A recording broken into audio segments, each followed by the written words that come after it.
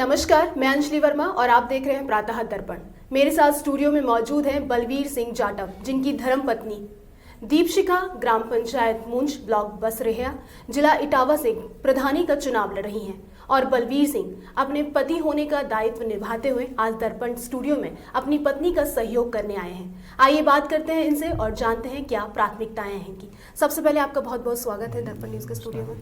तो प्रधानी का जो चुनाव लड़ रहे हैं, सबसे पहले आपकी प्राथमिकताएं क्या हैं? मैम, सबसे पहली प्राथमिकता मेरी है वो शिक्षा जी, स्वास्थ्य, ये मुख्य प्राथमिकताएं। शिक्षा में इतना ज़्यादा स्तर खराब है मेरे यहाँ। आप कभी भी जाके आप देखिए कि जो जिसके पास कोई योग्यता नहीं है, कोई परीक्षा पास नहीं की है, वो जाके प्राइवेट स्कूल होते हैं जो नॉन क्वालिफाइड टीचर होते हैं, वो वहाँ पढ़ाते हैं। वहाँ पे एजुकेशन सिस्टम अच्छा है, वहाँ सैलरी कम मिलती है, वहाँ लोग अपने बच्चे पढ़ाना चाहते हैं, डोनेशन देते हैं, जाके फिर अपने बच्चे वहाँ पढ़ाते हैं।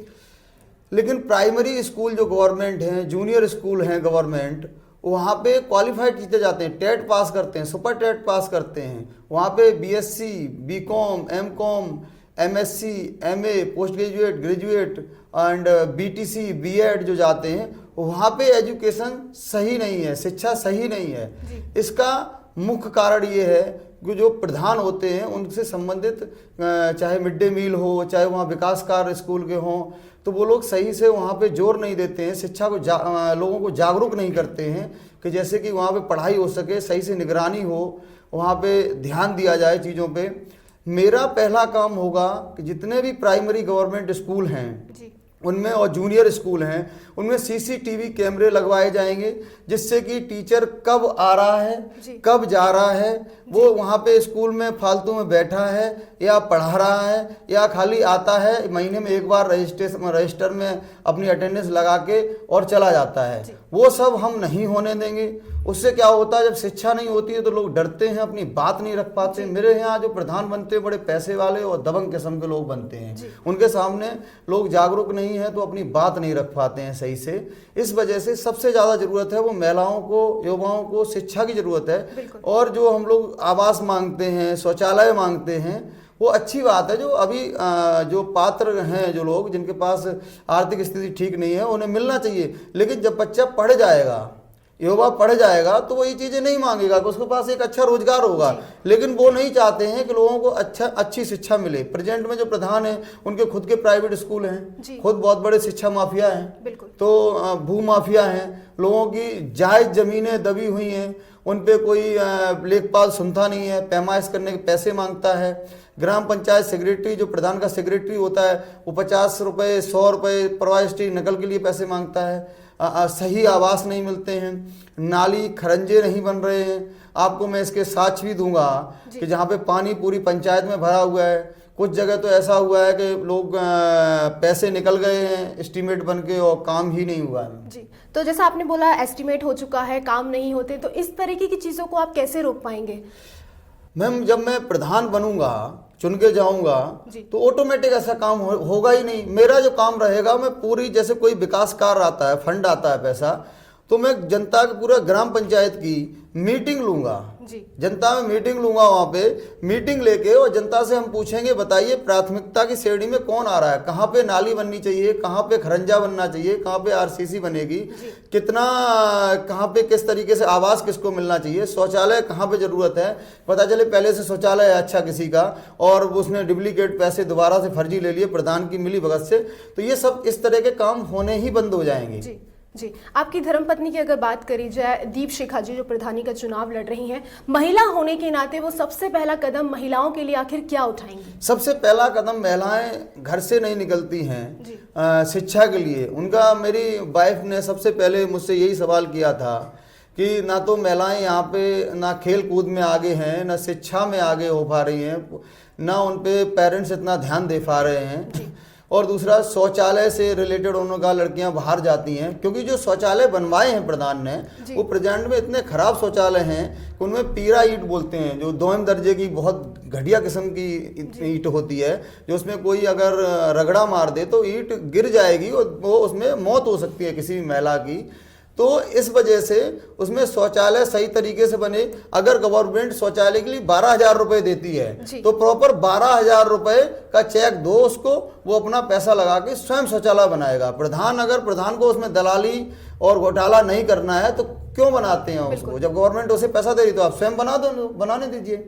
जी, क्षेत्र की समस्या की अगर बात करी जाए, नाली हुए, खरंजा हुए, ये ज़्यादातर समस्या जो है आम है। इन जगहों पे बहुत जगह देखने को मिलता है कि ये सब चीज़ों का निर्माण में वादे कर दिए जाते हैं लेकिन वो कहीं ना कहीं पूरे नहीं होते हैं। तो इसमें आप क्या करेंगे? किस तरीके से इसमें आप लोगों को सेटिस्फाई कर पाएंगे? कैसे आप उनका निर्माण वहाँ पर बेहतर तरीके से कर पाएंगे जो शायद अभी तक नहीं होगा? उसमें बेहतर तरीके से निर्माण में बिल्कुल हो सकता है। मेरी ब्लॉक बसरियर में ग्राम पंचायत मूंज शायद सबसे बड़ी पंचायत है जी। उसके अंदर अच्छा खासा एक पैसा आता है, बजट आता है, जो हम अगर ईमानदारी से काम करें तो हर जगह नाली बन सकती है, हर जगह खरंजा बन सकता है। लेकिन होता क्या है, प्रेजेंट में जो प्रधान है दबा के दारू पिलानी चालू कर दी है, पैसे बांटने चालू कर दिए हैं, खाना खिलाना चालू कर दिया है। तो इतना ज़्यादा पैसा खर्च करेंगे कि 50 लाख रुपए खर्च कर देते हैं वो लोग। जब 50 लाख रुपए जनता के नीचे खर्च कर देंगे वो दारू पिलाने में और पैसा बांटने में, तो फिर वे क्या करते हैं, वो आरसीसी देखोगे तो आप आरसीसी अगर मान लीजिए 6 इंच पड़नी है उसके अंदर या 10 इंच पड़नी है तो फिर 2-3 इंच ऊपर से डाल देते हैं, बाकी आरसीसी में उठा या एस्टीमेट कोई फर्जी बना लिया, पहले से डला हुआ उसमें दोबारा दिखा दिया काम। तो इस तरीके से वो पैसा लूटते हैं और लूटा हुआ है इसी तरीके से लगातार पैसे को। मेरे यहाँ स्टेडियम आया था तो स्टेडियम मेरे गाँव में बनना था और पर्याप्त जगह थी तो उन्होंने स्टेडियम नहीं बनने दिया। उनकी सोच थी कि हम प्रधान बन जाएंगे तो अपने नियर बाई स्कूल है, स्कूल के बगल में प्रेजेंट के प्रधान है, वहाँ स्टेडियम बनवाना चाहते थे। वो नहीं चाह रहे थे किसी भी तरीके से सेंटर गांव है, राजधानी है मौजे मूंज की, तो वहाँ पे स्टेडियम बने या कोई बढ़िया बारात घर बने, किसी भी तरह का कोई भी पंचायत में वो नहीं किया। दूसरा, थाने में आप देखोगे मैडम, थाने में क्या होता है, दो पक्षों में झगड़ा होता है। जनता ये चाहती है कि अगर प्रधान बना है तो प्रधान से पुलिस संपर्क रखती है, प्रधान से पूछती है कि भाई क्या ये सच है, क्या है, जानकारी के लिए जानकारी ली जाती है। तो ये क्या करते हैं, प्रेजेंट के प्रधान दोनों पक्षों को लड़वाते हैं, फंसवाते हैं, उसके बाद उसमें दलाली लेते हैं। कई सारे इसके प्रूफ हैं, साक्ष्य हैं, कई लोगों के घर उजड़वा दिए मेरे गांव में इसी तरीके से फंसवा के। तो ये सबसे बड़ी जो दलाली बट्टा है, वो लोग जागरूक नहीं हैं कि पुलिस है, पुलिस हमारी सेवा करने के लिए है, ना कि हम पुलिस को पैसा दें जाके, ना कि हम प्रधान को दे जाके। प्रधान, जनता ने हमें वोट दिया है, हम जनता के नौकर बने हैं, हमें 5 साल तक उनकी नौकरी करनी चाहिए, उन्हें सेवा करनी चाहिए, हमें घर घर जाके उनके काम करने चाहिए। इनका अगर साइन भी प्रधान से कराने हो तो इनके घर पे चक्कर काटना पड़ता है। पहले पूर्व में 15 साल प्रधान रहे तो उनका एक मील था, वहां पे मील पे जाके चक्कर काटने पड़ते थे और वो कोई मूंज में मीटिंग नहीं लेते। प्रेजेंट में 10 साल जो प्रधान रहे हैं वो लगातार स्कूल में चक्कर कटवाते हैं। जी जी। इसी बीच अगर सुरक्षा की बात करी जाए, महिला सुरक्षा की अगर बात करी जाए, जैसे आपने बोला कि उतनी हद तक चीज़ें सही नहीं हो पाती हैं जो होनी चाहिए, कई बार लड़वा दिया जाता है, ऐसे में महिला सुरक्षा के लिए आप क्या प्राथमिकता देना चाहेंगे? सबसे पहले महिला सुरक्षा के लिए उसे महिलाओं को जागरूक होना चाहिए, उन्हें शिक्षा दी जाए कि आपको ये आपके साथ इस तरह की अभद्रता की गई है तो इससे ये आप थाने में जाके इससे ये धारा बनती है, थाने में जाके इस तरीके से आप शिकायत करें। लोग जी, कहीं ना कहीं इसमें क्या होता है, कई बार जो पक्ष होता है और पुलिस होती है, इनके बीच ये लोग समझ नहीं पाते हैं कि इन्हें क्या करना चाहिए, कई बार समझौते जैसी नौबत भी आने लग जाती है। तो आप इसमें कैसे जोर डालेंगे एक महिला को संपूर्ण न्याय मिल सके?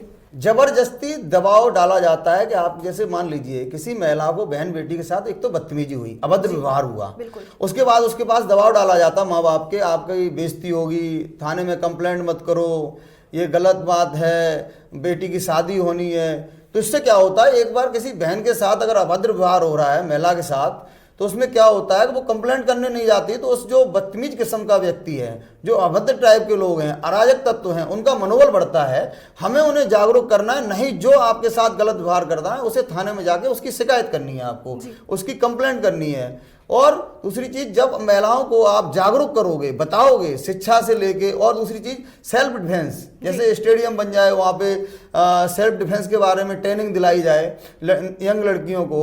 दूसरी चीज स्वास्थ्य से रिलेटेड, स्वास्थ्य में लड़कियां जब एक एज पे जाती हैं तो बहुत सारे हार्मोन्स चेंज होते हैं, डेवलप उसमें चेंजेस आते हैं, तो वहाँ से स्वास्थ्य कर्मी आते हैं जो ANM होती हैं, तो उनको जाके वो आती हैं, कब जाती हैं कुछ पता नहीं है। तो उस समय क्या करना चाहिए, लड़कियों को सही जानकारी देनी चाहिए कि आपको किस तरीके से किस चीज़ का प्रिकॉशन लेना चाहिए, किस तरीके से रहना चाहिए, किस तरीके से आप मतलब कैसे हेल्थी रह सकती हो, किस तरीके से कब क्या खाना चाहिए, क्या पहनना चाहिए। तो इस तरीके से वहाँ पे जो स्वास्थ्य हेल्थ वर्कर होती हैं उन्हें जानकारी देनी चाहिए। लेकिन प्रधानों का उनसे मिली भगत होती है, जो मेडिसिन आती है, जो पैसा आता है उसमें वो कमीशन खाते हैं, ना कि जागरूक करते हैं लोगों को। जी जी। अच्छा, शिक्षा की तो हम लोगों ने बात करी, लेकिन कहीं ना कहीं शिक्षा के साथ साथ खेल कूद भी उतना ही ज़रूरी है, क्योंकि आजकल अंतर्राष्ट्रीय प्लेटफॉर्म पर भी हमारा अच्छे से बच्चे पहुंच रहे हैं, कई जगह नाम भी अच्छे कमा रहे हैं। तो इसके लिए बच्चों के लिए खासकर आप लोग खेल कूद के लिए अगर उन्हें बढ़ावा देना चाहें तो कैसे स्टेडियम का निर्माण करवाना चाहेंगे, क्या उनको आगे बढ़ाना चाहेंगे? पहले से मैम मेरे यहाँ पे स्टेडियम प्रस्तावित है जी।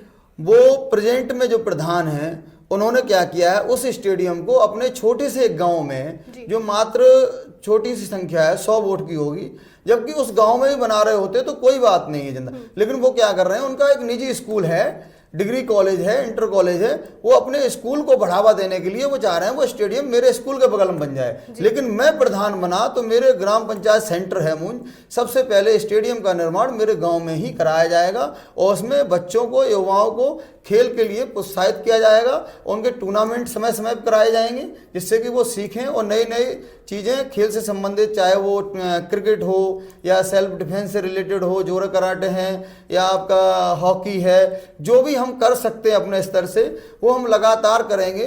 दूसरी चीज़ जागरूकता। जरूरी नहीं है कि आप खाली विकास, इससे अलावा जैसे सारा विकास कम, सामाजिक विकास भी होना चाहिए लोगों का।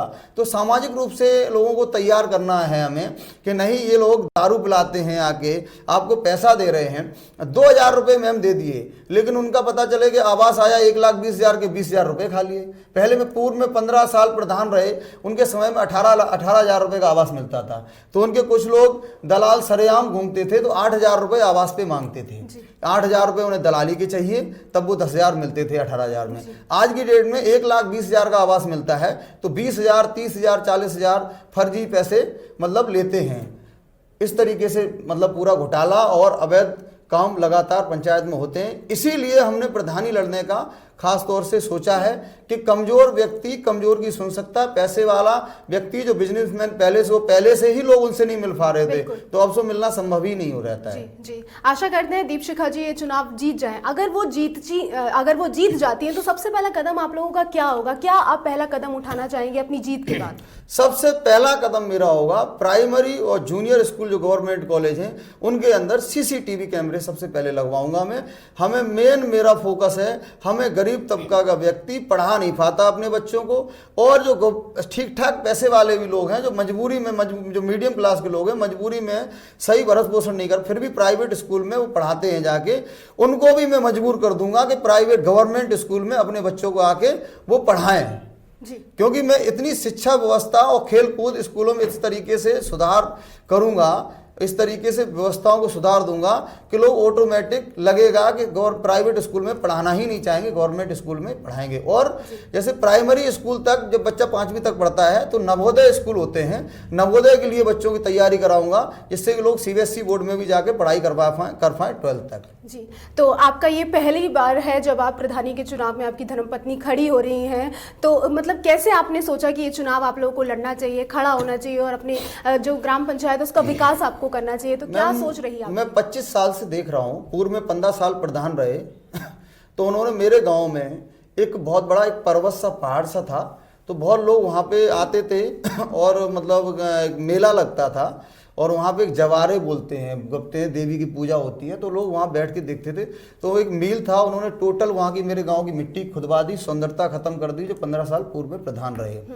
प्रेजेंट में जो प्रधान है उन्होंने मेरे गांव की जमीन बिचवाई, जो ग्राम समाज की सरकारी जमीन थी या गांव के लोगों की रहने के लिए थी, वो अवैध रूप से जमीन बिकवा दी। उसके बाद स्टेडियम आया था तो स्टेडियम नहीं बनने दिया, बारात घर आया, बारात घर नहीं बनने दिया। तो मुझे लगा कि जब तक इस गांव का और गरीब जो लोग हैं, कमजोर लोग हैं, जो शिक्षित लोग हैं, वो लोग आगे नहीं आएंगे, तब तक ग्राम पंचायत का विकास नहीं हो सकता है। तब मैंने ये डिसीजन लिया कि मैं स्वयं अपनी वाइफ को, मेरी वाइफ ने भी मुझसे इच्छा जाहिर की कि आप स्वयं मुझे प्रधानी लड़वाओ, मैं महिलाओं का और युवाओं का और गांव में विकास करना चाहती हूं। तो मैंने कहा ठीक है, मैं आपको भी सहयोग करूंगा और आगे बढ़ के हमें पंचायत का मिलकर विकास करना है। जी, जैसा आपने कहा सौंदर्यीकरण जो वहाँ था सब खत्म कर दिया गया, अगर इसके ऊपर बात करी जाए तो आप क्या कदम उठाएंगे जो गांव आपका अच्छा बने, लोग आए देखें, मतलब काफ़ी खुश हो जाएं आपके काम से और लोगों को देखते ही लगे कि हाँ आपने जो काम किया है वो शायद पहले नहीं हुआ और शायद आगे नहीं हो सकता। मैं उस धरती पे हमने जन्म लिया, राजा सत्यवादी राजा मोरध्वज वहाँ से राजा रहते थे मेरे ग्राम मूंज के। तो वहाँ पे सबसे पहले मेरा प्राचीन शिव मंदिर है, बालाजी महाराज का मंदिर है। वहाँ पे किसी भी 25 साल जो 15 साल प्रधान रहे उन्होंने एक भी ईंट नहीं लगवाई, 10 साल प्रधान रहे उन्होंने भी नहीं लगवाई। राजा मोरध्वज का मेरा मंदिर है वहाँ पे।